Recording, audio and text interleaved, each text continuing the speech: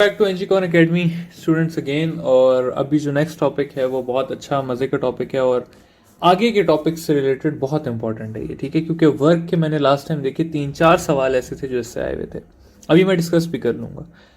इसके अलावा पावर का एक सवाल था जो इससे आया हुआ था, तो ये टॉपिक इंपॉर्टेंट है, ठीक है। वेक्टर मल्टीप्लिकेशन, पहले भी मैंने एक टेबल सा एक फ्लो चार्ट सा बनाया था, लेकिन मैं उसको फिर से आप लोगों को रिवाइज करवा देता हूँ कि वेक्टर मल्टीप्लिकेशन दो टाइप्स की होती है।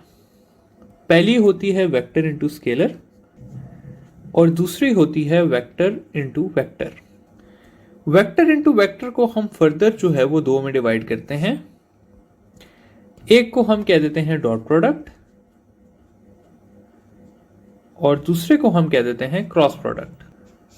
तो कुछ इस तरह से एक डिवीजन है इसका। ये जो फर्स्ट वाला पोर्शन है वेक्टर इंटू स्केलर वाला, ये मैंने आपको यूनिट वेक्टर के टॉपिक के साथ पढ़ा दिया। और अभी ये वाला जो एरिया है हमारा, ये जो राइट साइड पे है लाइन के, इसको हमने स्टडी करना है।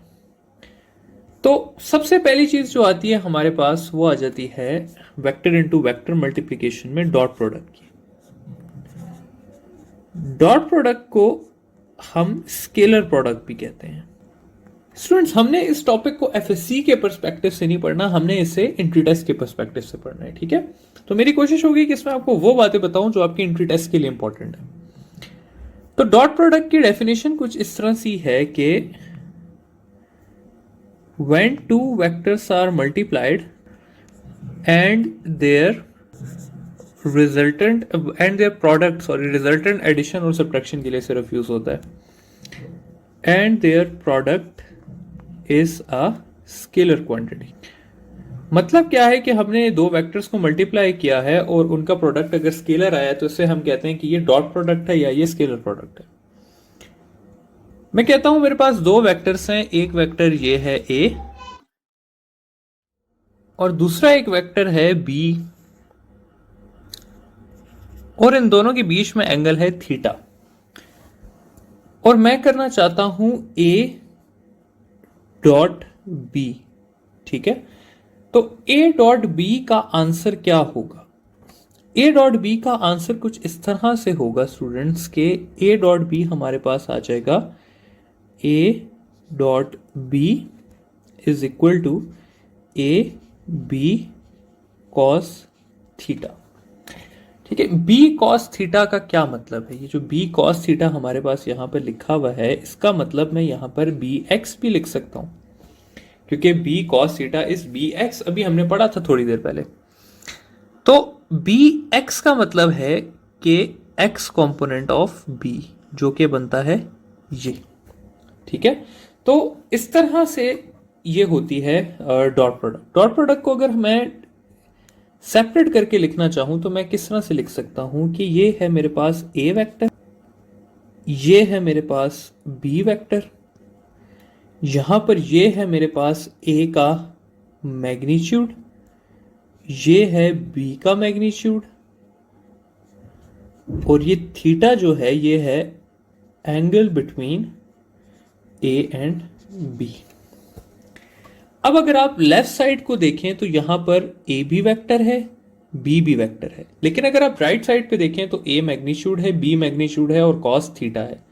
तो इन तीनों चीजों में से ना ए का पास डायरेक्शन है, ना बी के पास डायरेक्शन है, ना कॉस थीटा के पास डायरेक्शन है। तो आपने मल्टीप्लाई दो वेक्टर क्वांटिटीज को यहां पर किया था इस एरिया में, लेकिन यहां पर जो है आपके पास एक स्केलर क्वांटिटी आ गई, ठीक है। तो ये है हमारे पास डॉट प्रोडक्ट कि जब हम दो को मल्टीप्लाई करें वेक्टर्स को और उनके आंसर में क्या आ जाए, एक स्केलर क्वांटिटी आ जाए। अब हम देख लेते हैं जरा से प्रॉपर्टीज ऑफ डॉट प्रोडक्ट को। तो प्रॉपर्टीज ऑफ डॉट प्रोडक्ट को अगर हम देखें तो उसमें सबसे पहली प्रॉपर्टी जो आती है वो आती है हमारे पास कम्यूटेटिव प्रॉपर्टी। कम्यूटेटिव प्रॉपर्टी का मतलब है कि ए डॉट बी जो है वो इक्वल होगी बी डॉट ए के। अब अगर हम ऐसा देखें भी तो क्या होता है, मैं देखते हैं कि ये बात ठीक है भी कि नहीं है। मैं कहता हूं एक वेक्टर है ए, वो है 5 का, दूसरा वेक्टर है मेरे पास बी, वो है 10 का, और इन दोनों के बीच में एंगल जो है वो है 60 डिग्री। सबसे पहले मैं करता हूं ए डॉट बी। तो मैं ए डॉट बी करूंगा तो उसका आंसर आ जाएगा ए बी कॉस थीटा। यहां पर वैल्यूज डाल के देख लेते हैं। ए का मैग्नीट्यूड है 5, बी का मैग्नीट्यूड है 10 और कॉस थीटा है मेरे पास 60। तो इसका आंसर आ जाएगा 50 इंटू 0.5 जो कि हो जाएगा 25। तो ए डॉट बी का आंसर आया 25। अब अगर मैं बी डॉट ए की बात करूं तो बी डॉट ए हो जाएगा बी ए कॉस थीटा। अब अगर मैं बी ए कॉस थीटा को देखूं तो बी का मैग्नीट्यूड है 10, ए का है 5 और कॉस के जगह में डाल दूंगा 60। तो ये हो जाएगा 50 इंटू 0.5 जो कि अगेन हो जाएगा 25। तो देखें ए डॉट बी का जो आंसर था वही मेरे पास बी डॉट ए का भी था। तो इसलिए कहा जाता है कि ये जो डॉट प्रोडक्ट है ये कम्यूटेटिव प्रॉपर्टी को फॉलो करता है। दूसरी जो इसकी प्रॉपर्टी है वो है सेल्फ मल्टीप्लिकेशन की प्रॉपर्टी।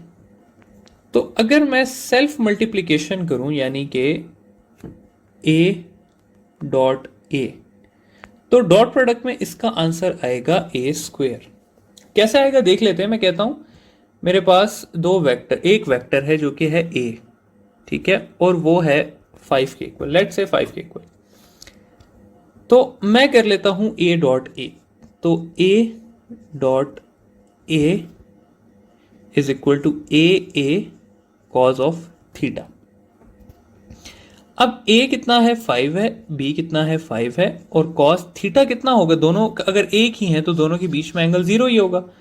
cos 0 होता है 1, तो ये हो जाएगा 5 इंटू 5 इंटू 5 1, तो इसको मैं लिख दूंगा 5 का स्क्वायर। ठीक है, तो ये हो गया मेरे पास क्या कि अगर मैं सेल्फ मल्टीप्लाई करूंगा डॉट प्रोडक्ट के फॉर्म में तो उसका आंसर आएगा उसी चीज का स्क्वायर। ये होगी दो प्रॉपर्टीज। तीसरी प्रॉपर्टी की तरफ चलते हैं। तो तीसरी प्रॉपर्टी आ जाती है मेरे पास यूनिट वेक्टर की डॉट मल्टीप्लिकेशन। डॉट में पहली चीज आ जाती है आपके पास I dot I, J dot J, के डॉट के की बात, और इन सब का आंसर होता है 1। और दूसरी चीज आप लोगों के पास आ जाती है, बल्कि इधर ड्रॉ कर देते हैं,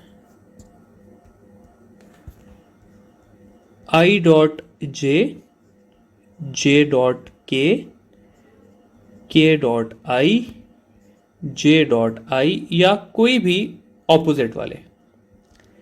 तो इन सब का आंसर आता है 0।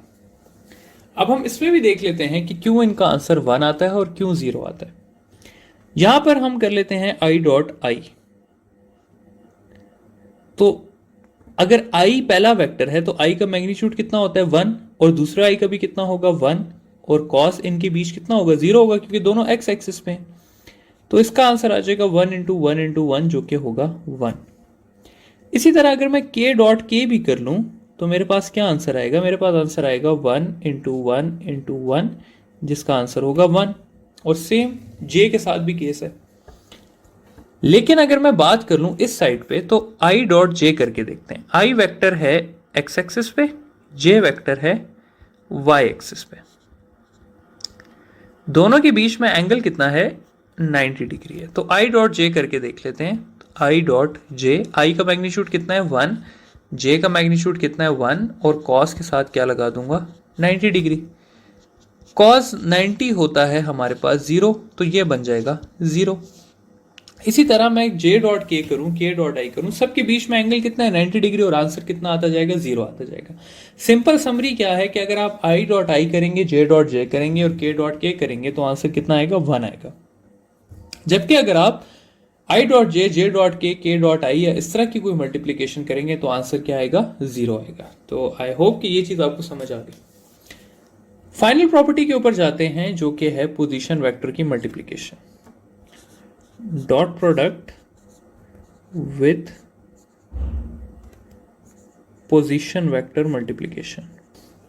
ठीक है, तो इसका सवाल कुछ इस तरह से होगा कि ए वेक्टर है मेरे पास जो कि है 3i + 4j, और बी वेक्टर है मेरे पास 2i minus 3j plus 8k, और यहां पर भी एक वैल्यू डाल देते हैं, लेट से 2 डाल देते हैं, 2k डाल देते हैं, और मैं करना चाहता हूं a डॉट बी। तो इसको कैसे सॉल्व करते हैं? इसको सॉल्व करना स्टूडेंट्स बहुत ही सिंपल है। आपने क्या करना है कि सिर्फ इन वैल्यूज को मल्टीप्लाई करना है। 3 2 जार कितना होता है? 6 होता है। आई डॉट आई 1 होता है, तो उसको लिखने की जरूरत नहीं है। 4 3 जार 12 होता है, तो यहां पर आप लिख देंगे -12। जे डॉट जे अगेन 1 होता है। फिर 8 2 जार कितना होता है? 16 होता है, तो ये 16 आ जाएगा। और के डॉट के अगेन 1 होता है, तो ये क्या हो जाएगा? ये हो जाएगा आपके पास 4 और प्लस 6 10 यूनिट्स, इसका आंसर आ जाएगा। ठीक है, तो ये एक बहुत सिंपल सी चीज है। अब इसी में वर्क का सवाल आया होता है। वर्क को देखने से पहले हम देख लेते हैं एग्जाम्पल्स ऑफ डॉट प्रोडक्ट की, कि डॉट प्रोडक्ट की क्या एग्जाम्पल्स है। तो एग्जाम्पल्स ऑफ डॉट प्रोडक्ट में आपके पास आ जाता है वर्क, एक बहुत बड़ी एग्जाम्पल है। वर्क क्या होता है हमारे पास? एफ डॉट डी, फोर्स और डिस्प्लेसमेंट का डॉट प्रोडक्ट। इसके अलावा आपके पास आ जाता है पावर। पावर किसका होता है? पावर आपके पास फोर्स और वेलोसिटी का हो जाता है। ठीक है, तो ये दो मेजर एग्जांपल्स हैं। तीसरी एक और है flux, electric flux, magnetic flux. Flux की बात करें तो इलेक्ट्रिक फ्लक्स इक्वल होता है dot product of electric field and vector area की। मैग्नेटिक फ्लक्स की बात करें तो मैग्नेटिक फ्लक्स इक्वल होता है dot product of magnetic field and vector area. तो ये कुछ एग्जांपल्स हैं जो आपकी किताब में हैं डॉट प्रोडक्ट की। अब इसमें वर्क की एक एग्जांपल लेके चलते हैं कि वर्क के बारे में कहा हुआ था कि a force of 3i plus 2j acts on a body and it covers a displacement of 4i minus j to find the work done। अब वर्क किसके इक्वल होता है? वर्क इक्वल होता है एफ डॉट डी के।